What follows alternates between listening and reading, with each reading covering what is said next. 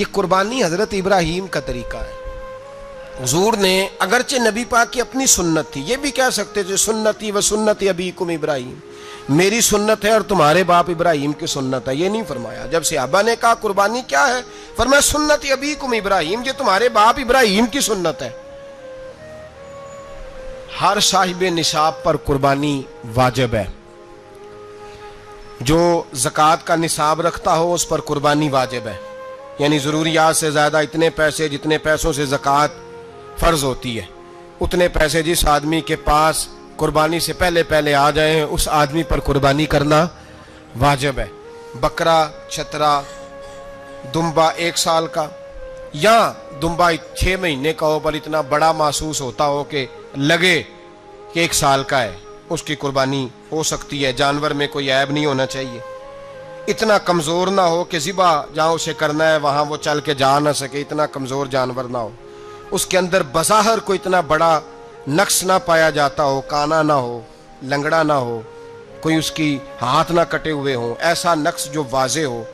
बकरा 1 साल का, गायें और भैंस ये 2 साल की, ऊंट 5 साल का।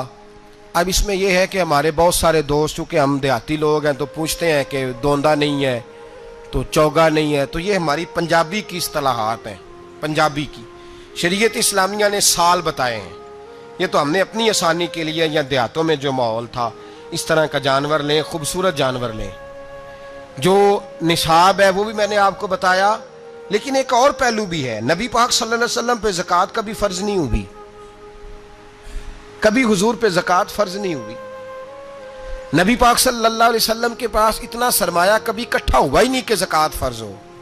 लेकिन नबी पाक के सहाबा फरमाते हैं कि मदीने के 10 सालों में अल्लाह के रसूल ने हर साल कुर्बानी फरमाई है, हर साल कुर्बानी दी। और जिस साल हुजूर हज करने गए उस साल अल्लाह के नबी ने 63 ऊंट ज़िबा फरमाए। और हुजूर सल्लल्लाहु अलैहि वसल्लम जब ऊंट ज़िबा करने लगते ना तो सहाबा कहते हैं ऊंट खुद दौड़ के हुजूर के सामने आके लेट जाता और नबी पाक उसे ज़िबा करते और फरमाते हैं एक दूसरे को धक्के देते ऊंट के, पहले मैंने जाना है ज़िबा होने के लिए, पहले मैंने। उन्हें पता था कि जो मुस्तफ़ा के हाथों ज़िबा होगा वो तो दायमी जिंदगी पा जाएगा, यहाँ भी वहां भी जिंदा। 63 ऊंट ज़िबा किए। एक ऊंट में कितनी कुर्बानियां होती हैं? 7। अब 63 को 7 से ज़रब दोगे तो कितनी बनेगी? और फिर नबी पाक सल्लल्लाहु अलैहि वसल्लम ने 10 साल मदीना मुनव्वरा में कुर्बानी दी, हर साल। अब वो 63 ऊंट, एक ऊंट में 7 कुर्बानियां, हर साल यहाँ कुर्बानी। और मौला अली शेर खुदा फरमाते हैं नबी पाक 2 कुर्बानियां देते।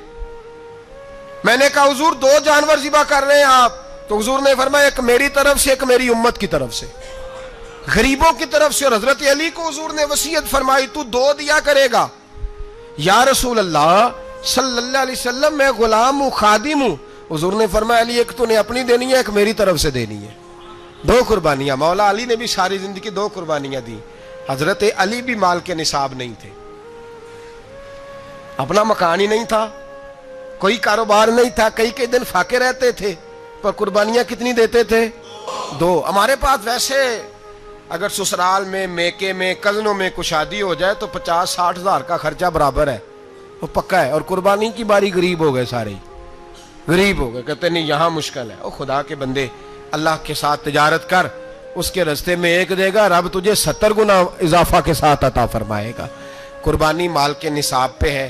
कोशिश किया करें कि अल्लाह के रास्ते में जब देना हो फिर लैतुल अल्लाह से बचें, खूबसूरत जानवर लाएं। जिनको अल्लाह ने तौफीक दी है उनके लिए नसीहत है, जिनको अल्लाह ने तौफीक दी। मैंने अपने हजरत साहब को देखा है, वो कहते थे कई जानवर अल्लाह ने बड़ा नवाजा है। कहते एक मेरा है, एक मेरे माँ का, एक मेरे बाप का है, एक मेरे फलां उस्ताद साहब का, एक मेरे पीर साहब का है। ये जानवर गौसे आदम जिलानी का नाम का दे रहा हूँ। और फिर एक बड़ा खूबसूरत जानवर बंधा होता और हजरत खुद उनको चारा डाल रहे होते। तो हुजूर ये क्या है? फरमाने लगे ये मैं रसूलुल्लाह के नाम पे कुर्बान करूँगा, ये नबी पाक के नाम पर कुर्बान किया जाएगा। जिनको अल्लाह ने हैसियत दी है वो कोशिश करें अपने महबूब की तरफ से भी कुर्बानी करें, नबी पाक के नाम की कुर्बानी दे। खूबसूरत सा जानवर, प्यारा, फिर उसकी खिदमत हो, फिर उसकी कुर्बानी दी जाए और नबी पाक के नाम पर कुर्बानी दी जाए। हुजूर ने खुद वसीयत फरमाई हजरत अबू बकर सिद्दीक को, कुर्बानी बड़ा हसीन अमल है। और मेरे नबी पाक सल्लल्लाहु अलैहि वसल्लम ने नाराजगी भी फरमाई जरा खूगर हमद से थोड़ा सा गिला भी सुन ले। मेरे हबीब ने फरमाया जो ताकत के बावजूद कुर्बानी ना करे वो हमारी ईदगाह में ईद की नमाज पढ़ने ना आए, वो ना आए। और या रसूलल्लाह जो करेगा, फरमाया कुर्बानी के जानवर का खून का कतरा बाद में जमीन पे गिरेगा, अल्लाह उसके सारे गुनाह पहले माफ फरमा देगा, अल्लाह उसके सारे गुनाहों को बख्शेगा। कुर्बानी करें, खूबसूरत अंदाज में करें, अल्लाह की रजा के लिए। बुजुर्गों ने लिखा है 3 हिस्से करो गोश्त के, एक घर में रखो, एक रिश्तेदारों में बांटो, पड़ोसियों में बांटो, और तीसरा फकत गरीबों को दो। लेकिन मैं अक्सर ये सोचता हूँ कि हमारे यहाँ कुर्बानी करता ही वो है जिनके घर में हर जुमेरात को छोटा गोश्त पकता है, और जिनके घर में हफ्ते में 3 दफा मुर्गी का गोश्त पकता है, वही तो कुर्बानी देने के काबिल होते हैं। तो वो भी अगर कुर्बानी के बकरे में से भी तीसरा रखना चाहें तो इजाजत तो है, मैंने कहा सारा रखने की भी इजाजत है। लेकिन अगर आप मेहरबानी करें, कोशिश करें कि यार हम तो सारा साल ही खाते हैं, और हमारे यहाँ जो गोश्त तकसीम होता है ना वो भी बारी लगी हुई है, उधर से प्लेट आई थी गोश्त की तो इधर से भर के चली गई। भाई उसने की है, उसको बार बार गोश्त देने का क्या मतलब है? आप ये देखें अजीजों में, रिश्तेदारों में, और मैं अगर थोड़ा सा आपकी तवज्जो कराने में कामयाब हो जाऊं तो सफेद पोश लोगों को देखें। कुछ सफेद पोश हैं, सफेद पोश जिनके ऊपर कर्जे हैं, बीमारियों ने जकड़ लिया है, घर में बड़े बड़े सख्त मरीज आ गए हैं, सफेद पोश पहले दिया करते थे। आप उनसे पूछते हैं साहब कुर्बानी, तो बात को टालते हैं। वो कहते हैं सोच रहा हूं कोई हिस्सा उसा डाल जाए, पर्दा पोशी करते हैं, कहते हैं कहीं हिस्सा रखा हुआ, पर्दा पोश। अक्सर वो लोग कुर्बानी नहीं दे पाते, अक्सर दिया करते थे अब नहीं दे पा रहे। क्यों? इसलिए कि मुश्किलात ऐसी आ गई। उन लोगों का ख्याल करें, उनके घरों तक गोश्त पहुंचा के आए, उन पर तवज्जो करें। वो सफेद पोश आदमी कभी जिक्र नहीं करेगा। कुछ तो ऐसे हैं जो खुद पहुंच जाते हैं कि हमें गोश्त दिया जाए, लेकिन कुछ सफेद पोश हैं, ला यसअलून अन्नास इल्हाफा। अल्लाह फरमाते कुछ लोग लिपट लिपट के सवाल नहीं करते, सफेद पोशी का भरम रखते हैं, का मिजाज नहीं। उनकी तरफ देखें, अपने रिश्तेदारों को देखें, खास कर उन रिश्तेदारों को देखें जिनका आपको पता है कि गरीब हैं, मजबूर हैं, उनके घरों में गोश्त भेजें। गरीब बेटियों, गरीब बहनों का ख्याल करें, उस तरफ मुतवज्जे हों, उनके साथ उसने सलूक करें। सहाबा ने कुर्बानी के बारे में हुजूर से पूछा, मा हाज़िहिल अदहिया, या रसूल अल्लाह सल्लल्लाहु अलैहि वसल्लम ये कुर्बानी क्या है? तो फरमाया सुन्नत अबीकुम इब्राहीम, ये तुम्हारे बाप हजरत इब्राहीम का तरीका है, ये तुम्हारे बाप हजरत। हालांकि कुर्बानी नबी पाक सल्लल्लाहु अलैहि वसल्लम का भी तरीका है, लेकिन फरमाया तुम्हारे बाप हजरत इब्राहीम, हजरत इब्राहीम के जिक्र को बाकी रखा। अल्लाहुम्मा सल्लि अला मुहम्मदिन व अला आलि मुहम्मदिन कमा सल्लैता अला इब्राहीम व अला आलि इब्राहीम, उनके तज़किरे को बाकी रखा। दीन के हुक्म हो गया इब्राहीम इलाका छोड़ दो। हजरत इब्राहीम अलैहिस्सलाम वहां से निकल के मिस्र आए, चचा के पास ठहरे। उन्होंने अपनी बेटी जनाबे सारा का निकाह कर दिया। कुछ आगे बढ़े तो एक जालिम बादशाह से टकराए।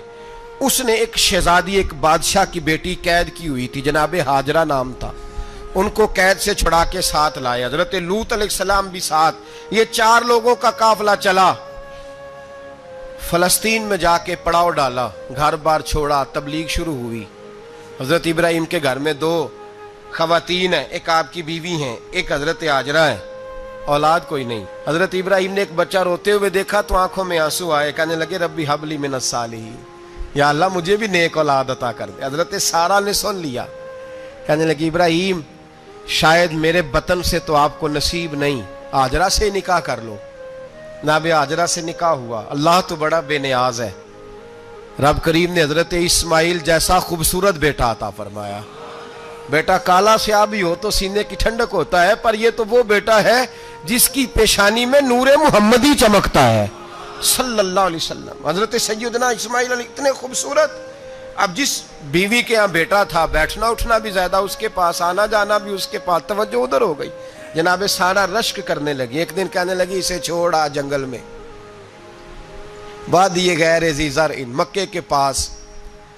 हजरत सैयदना इब्राहीम अलैहिस्सलाम 2 किलो खजूरें 1 मिश्कीज़ा पानी का दे करके और वहां बिठाया आपने अपने बच्चे को और अपनी ज़ौजा जनाबे हाजरा को, और बिठा करके ये वापस पलटने लगे तो हजरत हाजरा सलामुल्लाह अलैहा ने आवाज दी, कहा इब्राहिम किसके सहारे पे छोड़ के जा रहे हो?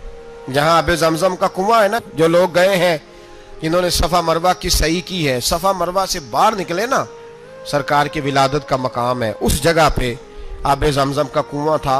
वहां हजरत सैयदना हाजरा को बिठाया, कोई चीज नहीं, कोई दरख्त नहीं, कोई खेत नहीं, कोई पानी नहीं, कोई कुआं नहीं, वहां बिठाया और बिठा करके निकलने लगे तो जनाब हाजरा फरमाने लगी, इब्राहिम किसके सहारे पे छोड़ के जा रहे हो? कहने लगे अल्लाह के सहारे पे। तो पाकबाज बीबी ने एक लफ्ज पूछा, कहा इब्राहिम ये मेरे रब का हुक्म है, ये मेरे, बस जिनका अकीदा तौहीद मजबूत हो उनके लिए एक जुमला काफी होता है, ये मेरे अल्लाह का हुक्म है। तो जनाब इब्राहिम अलैहिस्सलाम फरमाने लगे, हाजरा हाँ रब का हुक्म है।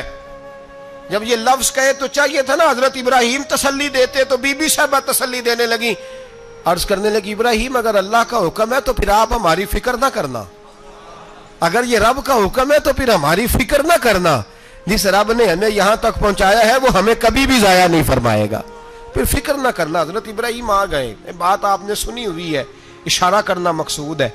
13 साल में चले मान भी लिया जाए बाज रिवायात की रोशनी में कि आते जाते भी रहे, लेकिन मुकम्मल देखभाल अपने बच्चे की परवरिश में पूरा हजरत इब्राहिम अलैहिस्सलाम का किरदार, सारा किरदार माँ का था।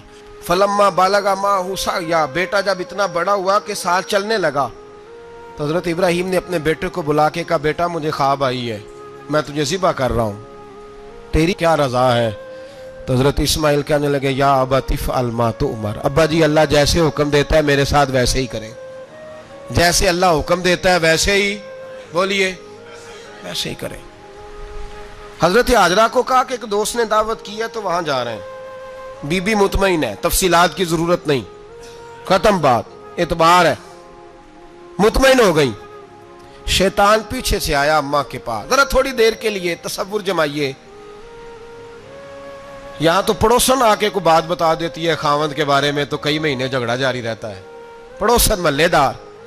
शैतान ने आके बताया लफ्ज क्या है? कहा हाजरा तुम्हें पता है कहां जा रहे? कहा दोस्त की दावत में। तो कहने लगे दोस्त कौन है? रब करीम।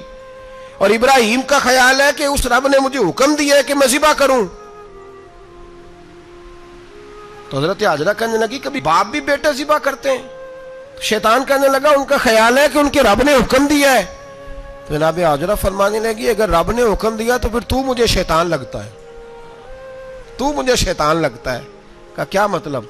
फरमाने लगी अगर रब करीम का हुक्म है तो मेरे पास एक इस्माइल है, अगर 1000 भी होते मैं सारे अल्लाह के रास्ते में पेश कर देती, दे देती। मालिक का ही तो है सारा कुछ, उसी का है, इसमें लैतुल अल्लाह की क्या गुंजाइश? हजरत सैयदना इब्राहिम अलैहिस्सलाम ने बेटे के हलक पे छुरी रख भी दी और छुरी चला भी दी, रख भी दी और वो तो अल्लाह करीम ने फरमाया या इब्राहिम कद सदक़्ता रुया, इब्राहिम तूने ख्वाब सच्चा कर दिखाया, वो क़यामत तक तेरा नाम रहेगा। हजरत इब्राहिम ने वतन भी दिया, जान भी दी, बेटा भी, अल्लाह करीम ने दुम्बे दिए, फरमाया ये फिदिया है। अब ये कुर्बानी क़यामत तक हजरत इब्राहिम के तरीके के मुताबिक जारी है।